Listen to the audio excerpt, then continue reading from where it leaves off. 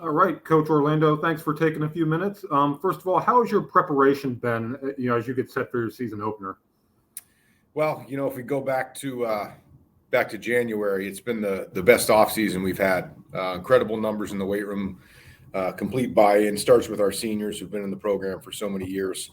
We had a good camp, and we're in the same place as everybody right now. It's Thursday, the day before a game, trying to wrap some things up in the game plan and get ready to go. Mhm. You mentioned that senior class. What makes them such good leaders? Well, they're buy-in and commitment right now. These kids have been together since fifth and sixth grade in our youth athletics program, and just a group of high character kids, and all that stuff is contagious, whether it be good or bad. And fortunately, this is a good group with character and work ethics. It's very contagious, not only in their class, but trickling down into the junior and sophomore classes. Mhm. And as you look ahead on the eve of the start of the season, just generally, what will be some of the biggest keys for your team to have success this year? Well, we've got a lot of experience returning, and just being able to have some balance on offense. I would say, we got some bunch of guys up front that are returning and being able to run and throw the ball with efficiency. From game to game, that's going to change and vary. Efficiency to me isn't necessarily balance, but being efficient and throwing it and running the ball. Defensively, we've got a lot of two-way guys, although some guys that we're going to rotate a little bit.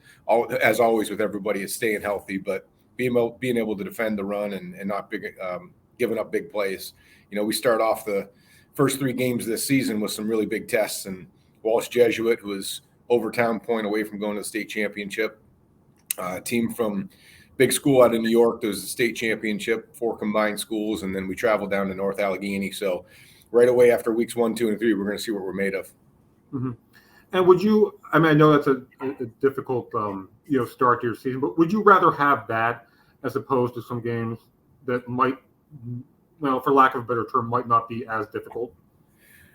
You definitely want winnable games, but yeah, we want to see what we're made of, especially early on, and get those tests because, we've been Final 8, Final 4 in the playoffs the last 3-4 years, and that's where we want to be, and we want to beat the best. And you always want games that are comparable for both reasons, both for us and for our opponent, with similar style talent. Mm-hmm. And you mentioned the experience of your group too. Does that make your job easier as a coach and as a coaching staff?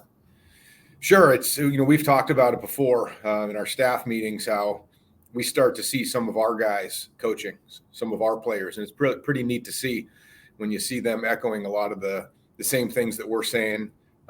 We spend probably as much time in meeting rooms with our guys as we do on the field. And you see these guys meeting on their own with younger players. We had one of our junior linemen had a couple film sessions with our sophomores without us even knowing.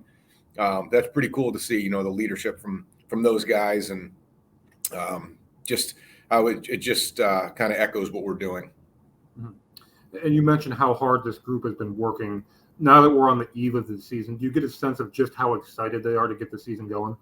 Yeah, you look at every phase of the year, getting into May, kids are kind of waiting for something different to happen, and we get into spring ball, and then helmets come on in July, and then first week of camp. Well, now it's game week. So you see a whole different look on them. Monday when we started to get into our game plan and we're lifting, our game week lift, and tomorrow their energy is going to be through the roof. They're not going to need any rah-rah pregame speech to get them going. They're going to be excited to get out there. They've worked for it, and I'm excited for them. Mm-hmm. And how about, I know the players get excited, but how about you as a coach? Do you still get those butterflies a little bit before the start of the season? It's funny. I was asked that the other day by one of the younger coaches on my staff that I actually coach. And I said, this is I just got the chills right now, actually. This is year 24 for me coaching. And Friday mornings, when I wake up about 5 o'clock, and then when I get here to the facility, I get the chills just like I was a player. I think once that goes away, then maybe it's time to stop coaching. I get that same feeling.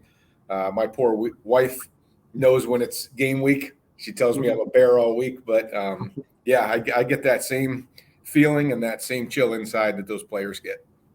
Oh, that's awesome. Well, Coach, thanks for taking a couple minutes, and best of luck to you and the Trojans this season. Awesome. Anytime. Thank you.